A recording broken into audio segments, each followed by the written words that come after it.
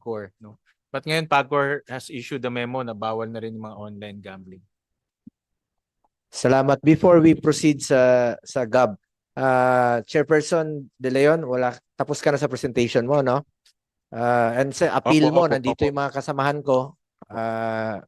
Meron ka pa bang appeal sa Yun lang po kanila? yung nauna ko pong appeal ay isa lang po. Sana po mabigyan ng importansya yung hiningi namin request. At nangako naman kami nagbabalik namin ng 5 doble whatever the government will give us. So papalaki pa po ang karera, hindi pa ito. This is just the peak of the iceberg. Hindi pa to. Kaya sinabi ko Hong Kong, apakalitong Hong Kong, they're selling $14 billion a year. Malayong-malayo pa po tayo. So lalaki pa po yung karera. Kailangan na po pagtulungan natin. So ang appeal niya is additional budget for PhilHealth. Before we proceed to the presentation of GAB, may katanungan po si Senator Raffy. Meron po siyang inaabot. Thank you so much, Mr. Chair. Pakisagot lang muna yung sa GAB. Marami pa rin mga online gaming sa mga laro sa basketball, sa mga ending. Ano po yung mga nagawa niyo na since last tayo nag-usap dito? Last year tayo. Good afternoon, Senator. The Games and Amusements Board actually monitors illegal online gaming sites. And by way of example, just recently, we wrote a letter to the NTC requesting for the banning of a site sponsored by Ilan na po yung naban ninyo? Isa po. Isa lang? Isa. But we also wrote ang dami po dyan, mga sites. We also Every wrote, time, sir, huwag ka na mag-speech kasi habol ako sa oras. Apa.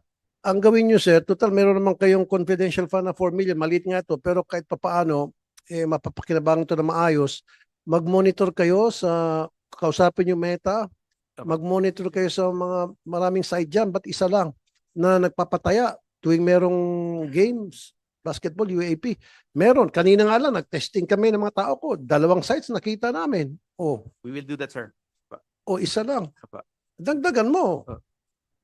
Kasi kung isa lang, sorry sir, lalabas na inutil kayo. Sorry sir. Sir. Pero talagang ganun talagang buhay. Kailangan malatigo kayo parang sa kabayo na karera para kayo umaksyon. Tama na. Agree siguro sa akin tong Philippine Racing Commission. Sir, dagdagan niyo pa yung trabaho niyo. Yes, sir. Gusto ko marami pa kayo mapapasalang sites and makipag-coordinate kayo sa Meta. Yes, sir. Okay. Nagbibigay kayo, pinapasa niyo po yung inyong confidential fund sa PNP.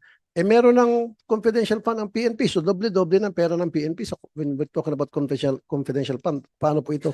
Actually, sir, the expenditure with respect to the confidential funds, they are paid for transportation, for example, the use of motor vehicles, and also for the purchase of confidential information. So these are not actually paid to They the are being Philippine paid for the motor vehicles?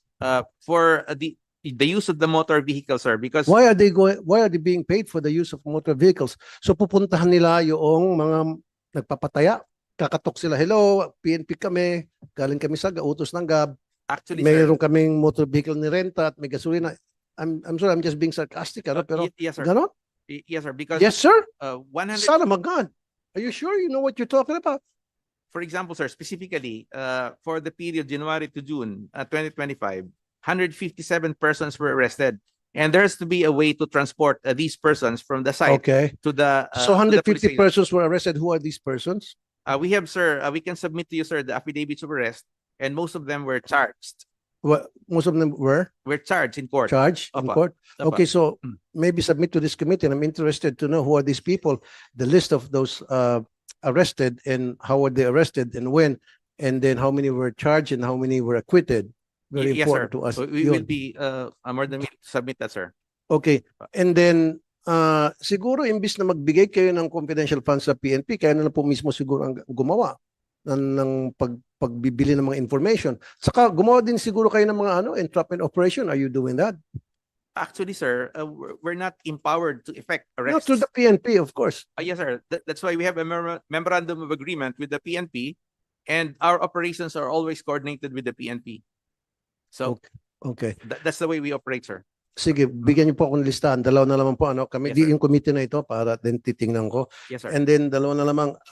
Ano po nangyari dun sa 31 na basketball players na sinabi niyong na-suspend nung nakaraan? What happened to them? Well, May mga na-charge ba? May mga na-penalize? At ano nangyari? Meron bang mga na-lift yung suspension? Kasi Yes, some sir. of them were suspended, right? So, yes, sir. ano Based nangyari on the sa kaso nila? records that I have now, I am not aware of any player who was previously suspended that was later on reinstated. So the original decision stayed. Well, meron kayo sinabi nung during the last hearing, I think many hearings ago. Yes, sir. I think na may mga na-suspend. Yes, sir. Yeah, ano We have a nangyari? record of those suspended and those whose licenses were revoked. And then charges were filed? These were just no criminal charges, sir. Only administrative charges with the games. and Administrative. amusements. And then some of them were banned totally for life to play? Yes, sir. Their licenses were revoked. And, Revoked. they were not reinstated. Okay, last na lamang po. Apa. Itong si Koa Wei Kwan, nakakulong po ito ngayon sa Thailand dahil sa game fixing. Nakonvict po siya. And now, meron din po siyang ditong ginawang game fixing sa Pilipinas. Ano pong plano natin? Yes, sir. I'll just explain a little, sir, regarding the way we regulate professional sports. Here, we adhere to the rule on self regulation. And self-regulation means that it's the league itself that will have a first crack in determining if there is a violation of their league rules. Teka muna sir, para mapabilis tayo. Apa. Si Kwan umamin sa Singaporean court na involved sa game fixing. Yes, sir. Kaya po siya na-convict. Apa. Dito, meron din po siyang kasong game fixing. So bakit hindi natin ituloy yung pagsampa ng kaso sa kanya na pagkatapos niya mag-serve dun sa Singapore, sa Thailand, mag-serve din siya dito. A case has been filed against this guy? Wala. No, sir, because the Because- PBA made an initial determination that there's little to go by against this particular person. There's no legal basis to go by? There's little evidence, sir, to go by. Little. Yes, sir.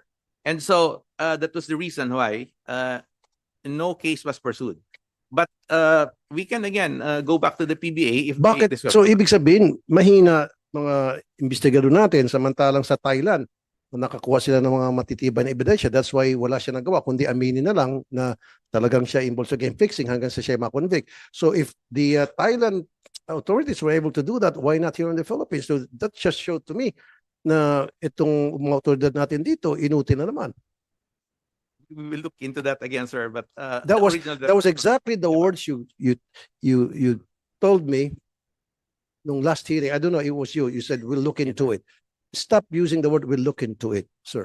Yes, sir. Dapat action agad muna. Apa. Okay? So sa next hearing siguro, sir, ibigay niyo po din sa committee yung report and then ako po ay magpag-usap din sa chairman para Yes, sir. tingnan ko kung nasusunod po yung mga request. Sir, we will do that, sir. Maraming salamat yun po, Mr. Chair. Thank you so much. Salamat po.